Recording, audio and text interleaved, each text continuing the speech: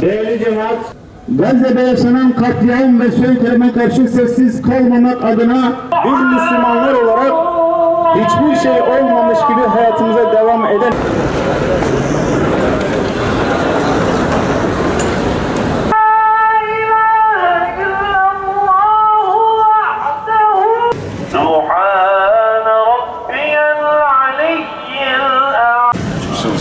La ilahe alemin.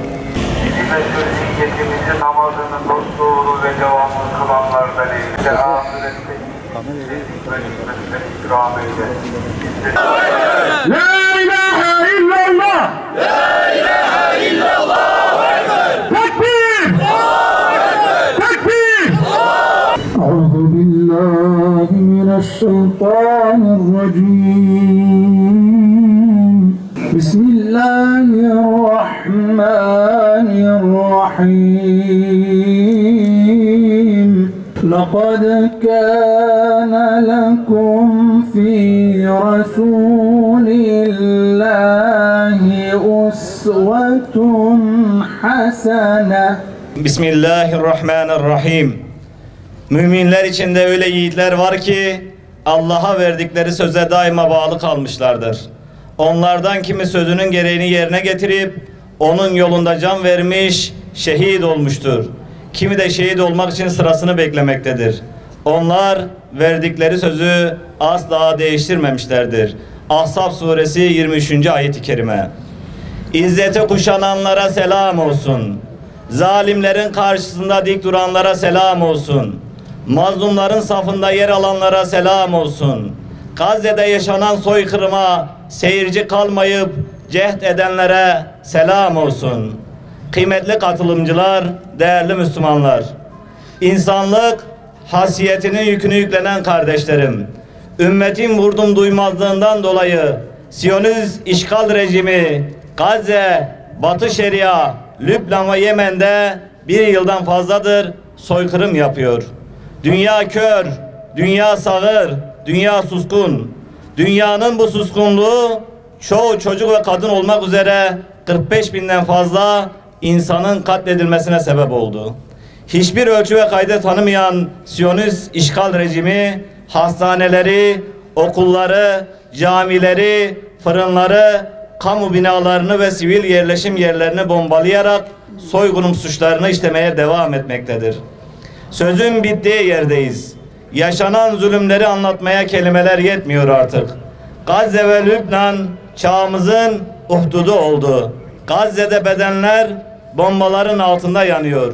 Gazze'de yerinden edilmiş insanlar, çadırları bombalanıyor. Çadırların bombalanması sonucu çoğu çocuk kadın olmak üzere onlarca Gazze'li diri diri yanarak can veriyor.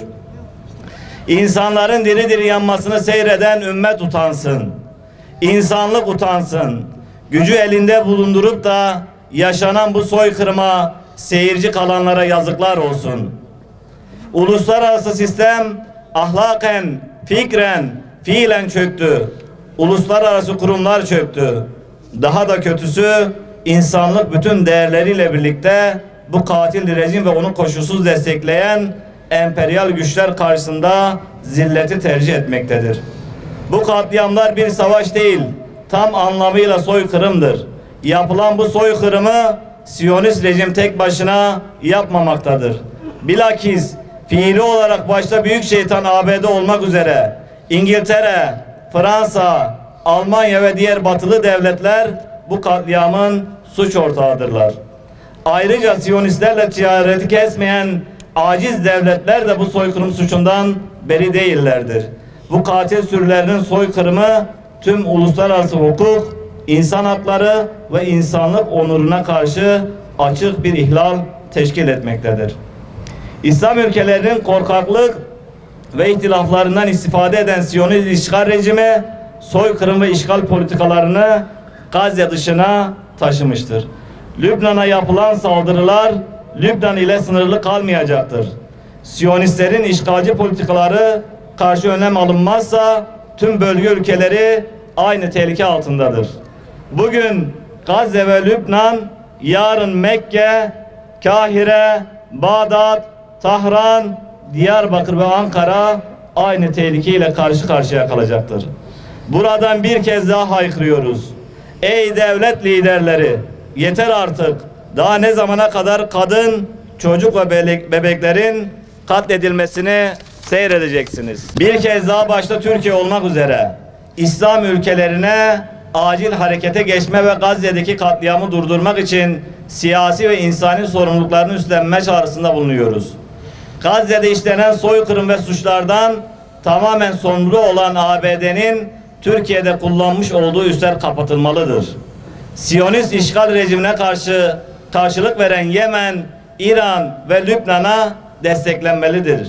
Siyonist işgal rejimine destek sağlayan ürünlerin satışı yasaklanmalıdır. Üçüncü ülkeler üzerinden Siyonist işgal rejimine petrol sevkiyatı başta olmak üzere ticaretin her türlüsünden vazgeçilmelidir.